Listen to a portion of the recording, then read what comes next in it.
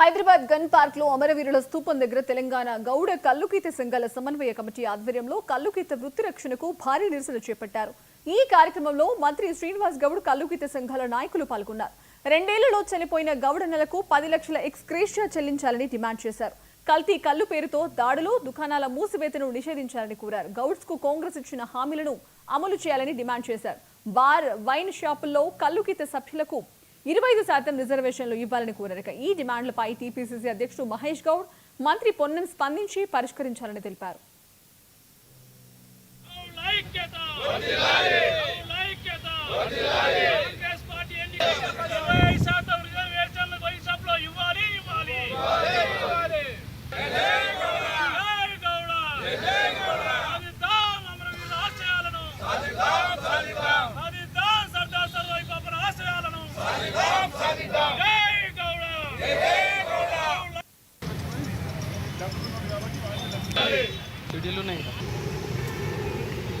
सरदार सर्वाय पापन आशयमु सरदार सर्वाय पापन आशयमु गौड्ల ఐక్యత వయసులలో 25% రిజర్వేషన్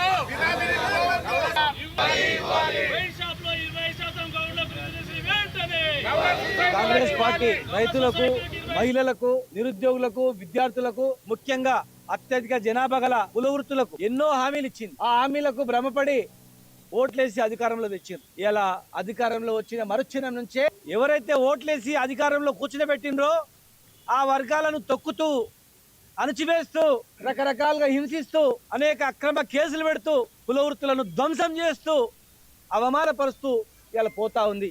అధికారంలో వస్తున్నామని తెలిసి, ఆనాడు ఇంటెలిజెన్సీ వ్యవస్థలో ఖచ్చితంగా అధికారంలో వస్తుందని తెలిసి ఎలక్షన్లు జరుగుతున్నాయి, దాడులు జరుగుతూ ఉన్నాయి.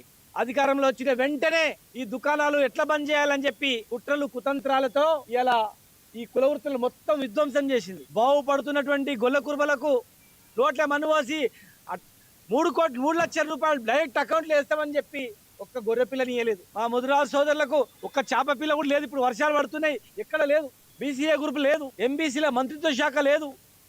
చిన్న చిన్న కమ్మరి, కుమ్మరి, వడ్రంగి వాళ్లకు మండలానికి 50 షాపులతో బజార్ అన్నారు, ఉత్తి బజార్ అన్నారు, ఏది లేదు. ఇలా కొన్ని వేల మంది 100 సంవత్సరాల చరిత్ర చూసుకుంటే ఈ భారతదేశంలో దాదాపు 20